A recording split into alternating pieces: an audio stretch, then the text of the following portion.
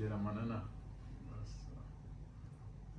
دا 600 دي 6,000 شپږ زره به شي انشاءالله چې صحت وي انشاءالله چې صحت وي او ژوند وي او ستاسو دعاګانې ټولو افغانانو دعاګانې دي درسره سره زموږ که نه. خیر اوسئ. راشد خان اول خو دې د 600 وکټو پوره کول مبارک شه.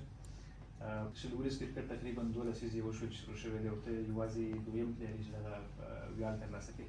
خامخا احساس پرې ځانګړی یو څه واقعا دا و د افتخار ځای دومره لږ وخت کې هغه هم زه 2014 کې راغلی یم نړیوال کرکټ ته. هغې نه وروسته په 9 کالو کې 600 وکټ اخیستل وړه خبره نه ده، خو بیا هم همیشه هم کوشش دا کړی چې هر چېرته یو ښه وځلیږو او د خپل هېواد د وطن نوم روښانه کړو. بلا شکه لکه څنګه چې محمد صاحب ویلي امید دی چې دغه 600 په 1200 بدل شي.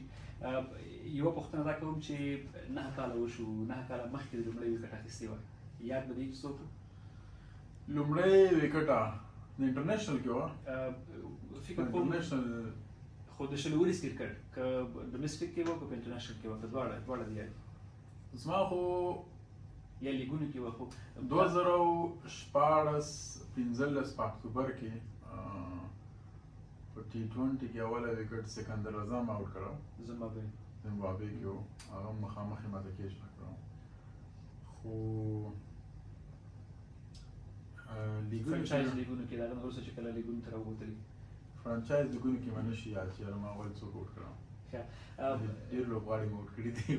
دغسې یو ستر ویاړ چې راشد خان افغانستان ته راوړي، بېله شکه ځوان لوبغاړي تشویق کوي چې که راشد خان یې کولی شي موږ هم کولی شو. په 9 کاله مخکې چې راشد خان راغی یو وکټ یې درلودله، اوس هغه دی د نړۍ دویم بهترین او یا مخکښ بالر دی په شلوريز کې. دغه ځوان لوبغاړو ته څه روحیه ورکولی شي ستا نظر؟ زما په نظر دا فرق نه کوي چې ته هر ځای نه یې په افغانستان هر ځای نه یې، خو خپل خواري محنت کړې او په خپل استعداد د باور یې نو ته کولی شې چې 600 وکټ یې هم واخلې تر څو چې خپل خواري ته مخکې یوسې او په خپل ځان دې باور یې نو کولی شي. او څومره ځوانان چې دي همیشه په خپل ځان باوري اوسئ، په خپل ټیلنټ باندې، په خپل استعداد باندې، او خواري محنت هیڅکله ضایع نه ځي.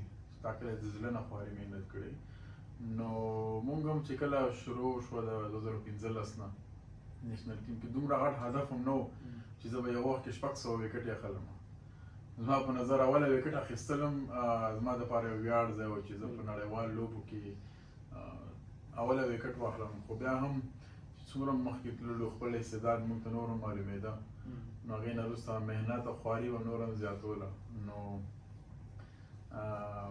اوس هم زما یاد شي زه په شپږیزه کې وم چې کله زما 100 وکټې سر ته ورسېدي نو هغه هم د ما دپاره یو ډېر غټه خبره وه په دې چې 100 وکټې په شلو وریځو کې ترلاسه کړم. نو اوس 600 ته ورسېدو بیخي په ځان خبر شوي نه یو، خو بس یوه بله خبره نه پوهېږم چې راته معلومات دي که نه، ته په نړۍ کې مخکښ لوبغاړی چې تر ټولو ډېرې LBW وکټې یې اخیستې دي. نو 600 کیک خو مو کټ که امید ده چې ورځ د 0 وکټو کیک هم کټ کړو. مننه او انشاءالله بریالیتوبونه او ښې چارې. مننه تاسو نه هم ډېره مننه چې دومره زحمت هم ویست. اول خو یې ډېر خوندور کیک راوړه او کیک نه مخکې مونږ روش وخوړه، روش یې هم راوړی و، ښه خوندور روش یې برابر کړی و. بدبختانه مې چې موبایل خو دا روش او دا کیک هم چې ګډ کړ نو بس زړه مې بېرته خوشحاله شو. نه چې راشد یو روش نه خو خوند نه کوي. مننه له تاسې هم. مننه.